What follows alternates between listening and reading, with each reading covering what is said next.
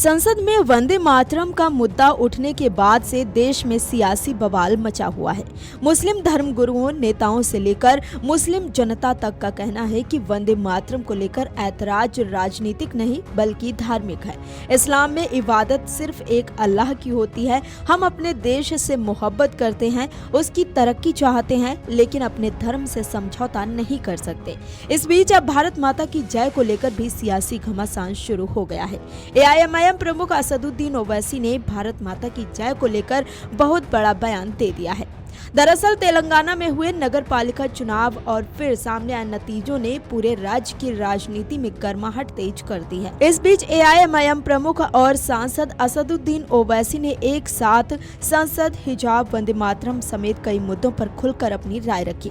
ओवैसी ने कहा कि ये वफादारी की परीक्षा नहीं होनी चाहिए। उन्होंने कहा कि भारत का संविधान वी द पीपल यानी कि हम भारत के लोग से शुरू होता है, न कि भारत माता की जय से। सुनिए आप भी ओवैसी ने और क्या कुछ कहा है। तो मैंने अपने उस 10 मिनट के स्पीच में पार्लियामेंट में बताया था कि हमारा संविधान का आगाज़ होता है वी द पीपल से।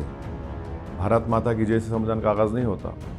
और जब संविधान को हम लोग अपना रहे थे तो उस वक्त कॉन्स्टिट्यूंट असेंबली के 2 मेंबर्स ने, एक ने कहा कि वंदे मातरम शुरू करो, उसको रिजेक्ट कर दिया गया उस दिन। फिर एक ने कहा कि ये कहो कि हर पीपल, उसको रिजेक्ट कर दिया गया। तीसरा ये कि हमारे संविधान का जो प्रियम्बल है, liberty of thought, expression and belief है ये। अब आप बताइए, आर्टिकल 25 में आप फ्रीडम ऑफ रिलीजन मुझे दे रहे हैं, और अगर आप ये कहेंगे कि आपकी मोहब्बत इस वतन से उसी वक्त साबित होगी जब आप इस वतन की पूजा करेंगे, इबादत करेंगे, और जब फ्रीडम ऑफ रिलीजन मुझे दिया गया है कि अपने अपने मजहब पे चलो, इस देश का कोई रिलीजन नहीं है, जो खुदा को नहीं मानता वही भारत का बाइज्जत नागरिक है। और एक बात याद रखिए, जब हैदराबाद की मक्का मस्जिद से मौलवी अलाउद्दीन ने अंग्रेजों पर हमला किया था रेजिडेंसी के ऊपर जाकर, तो पहला मुजरिम काला पानी का मौलवी अलाउद्दीन थे। उनको क्या कहेंगे आज जब जिंदा रहेंगे तो?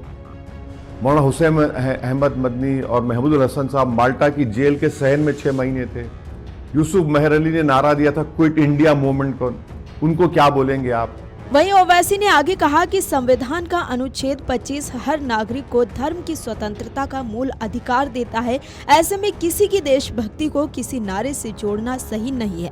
उन्होंने सवाल उठाया कि क्या राष्ट्रीय गान को खत्म करने की कोशिश की जा रही है। ओवैसी ने कहा कि उन्हें अपनी वफादारी का कोई प्रमाण पत्र देने की जरूरत नहीं है। उनका कहना है कि हर नागरिक को अपने धर्म और विचारों के अनुसार जीने की आजादी है और यही संविधान की भावना है।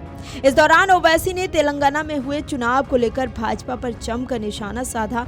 ओवैसी ने कहा कि तेलंगाना नगर पालिका चुनाव के दौरान भाजपा नेता हर 5 मिनट में उनका नाम 3 बार लेते थे, जिससे ऐसा लगता है कि वे उन्हें पसंद करते हैं। इसके साथ ही RSS प्रमुख मोहन भागवत की तरफ से वीर सावरकर को भारत रत्न देने की मांग पर भी उन्होंने अपनी प्रतिक्रिया दी। ओवैसी ने कहा कि अगर वे चाहें तो नाथुराम गोडसे को भी भारत रत्न दे सकते हैं।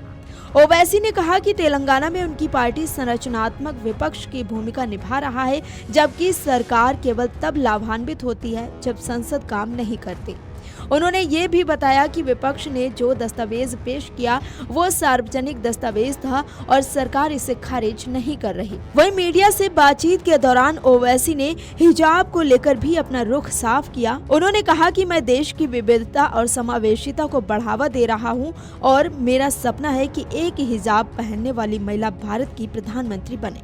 दूसरी तरफ इसके साथ ही यूपी के CM योगी आदित्यनाथ के बयान कयामत कभी नहीं आएगी और बाबरी मस्जिद का पुनर्निर्माण नहीं होगा पर ओवैसी ने अपनी प्रतिक्रिया दी। उन्होंने कहा कि कम से कम उन्होंने उर्दू शब्द का इस्तेमाल तो किया, जबकि हिंदी में कोई ऐसा शब्द नहीं है। Video desk amarujala.com। अगर आप ये वीडियो YouTube पर देख रहे हैं तो हमारे चैनल को सब्सक्राइब कर बेल आइकन दबाएं और Facebook पर देख रहे हैं तो हमारे पेज को लाइक करें।